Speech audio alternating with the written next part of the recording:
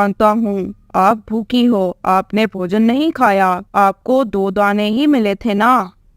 नहीं नहीं पति जी, मुझे तो चने के 4 दाने मिले थे। मैंने तो 2 खा लिए और 2 मैं आपके लिए ले आई हूँ। और फिर पापा चिड़िया वो चने के दाने खा लेता है, परंतु वो समझ जाता है कि मम्मा चिड़िया भूखी है।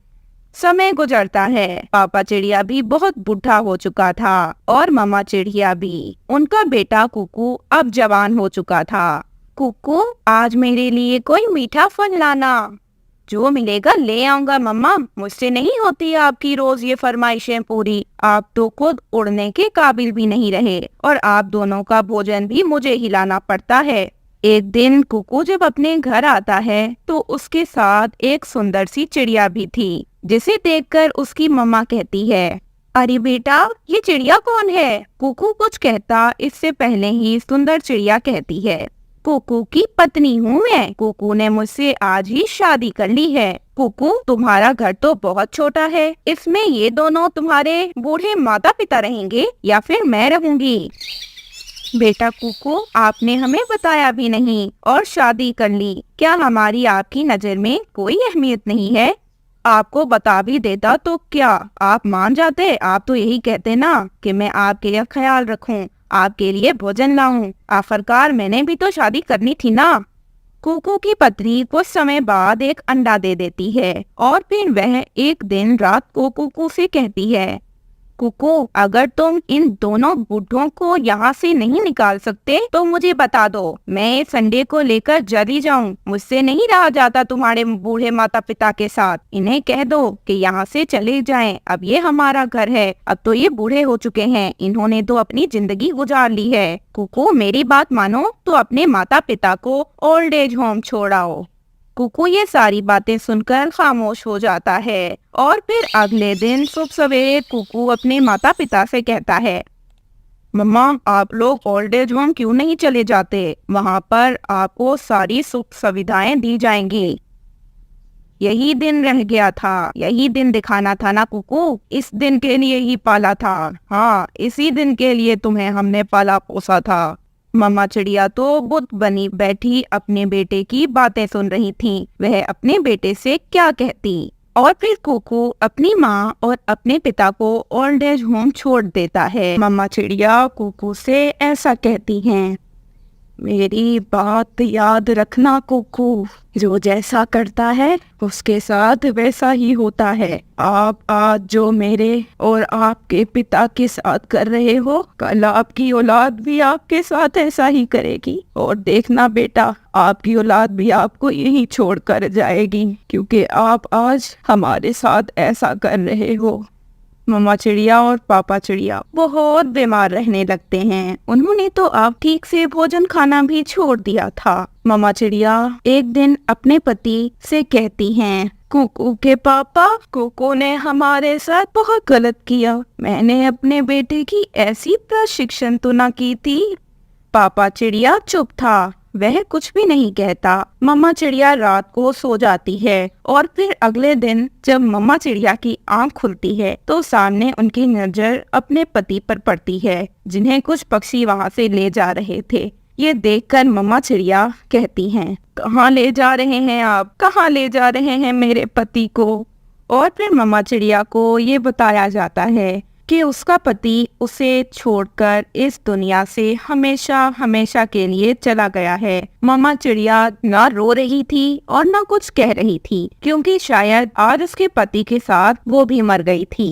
कुकू के साथ क्या होगा ये तो समय ही बताएगा, परंतु जो कुकू ने अपने माता पिता के साथ किया, उसकी सजा तो उसे आने वाली जिंदगी में मिलकर रहेगी। किसी जंगल में टूनी चिड़िया एक घोंसले में अपने 4 बच्चों के साथ रहा करती थी। तभी उन बच्चों को देखकर टूनी चिड़िया की सासू माँ टूनी से कहती है, देख बहू, तेरे 4 अंडे से तो बेटी हुई है। अगर इस 5वें अंडे में से भी बेटी हुई तो मुझसे बुरा कोई नहीं होगा।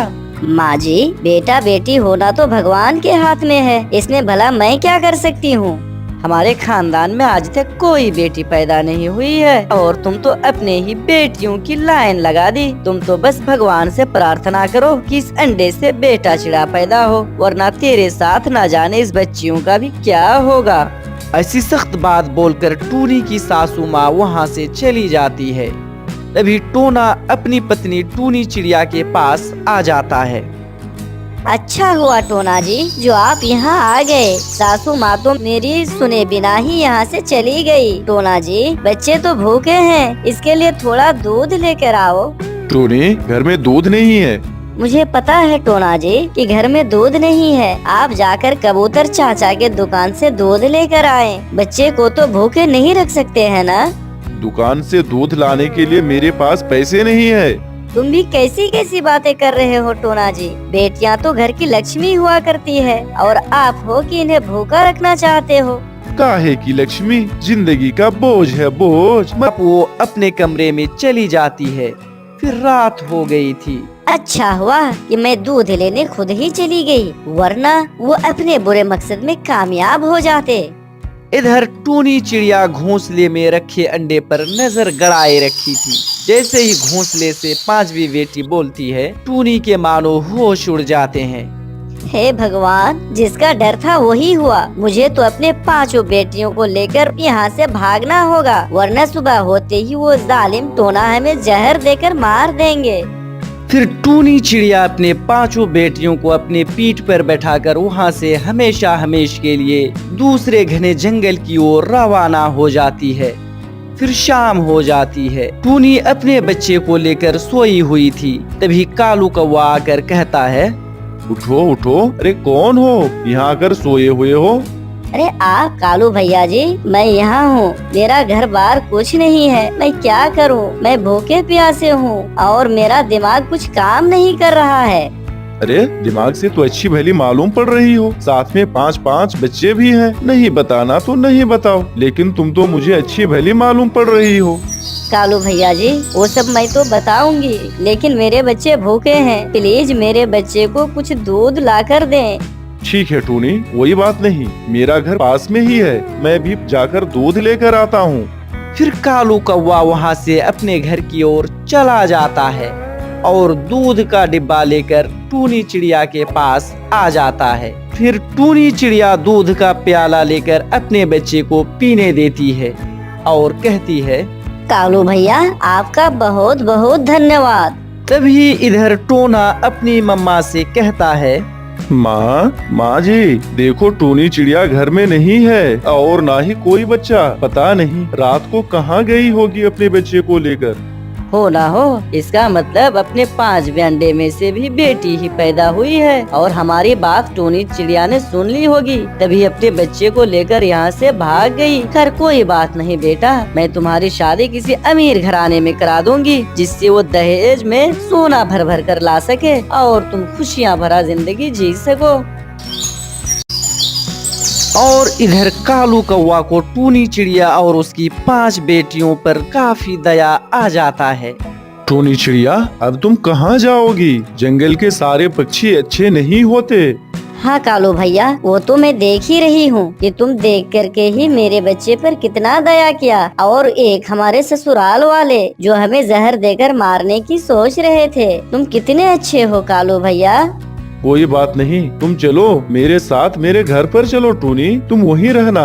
तभी कालू कौवा टूनी चिड़िया और उसके बच्चे को लेकर अपने घर की तरफ चली जाती है और कुछ ही देर के बाद कालू कौवा अपने घर पर पहुंच जाती है। टूनी चिड़िया और उसके बच्चे को देखकर कालू कौवा की पत्नी गोरी कौवी कहती है, कालू जी, ये तुम किस मुसीबत को उठा कर लेके आई हो और तुमने इसे लाने की हिम्मत कैसे की, वो भी मुझसे बिना पूछे।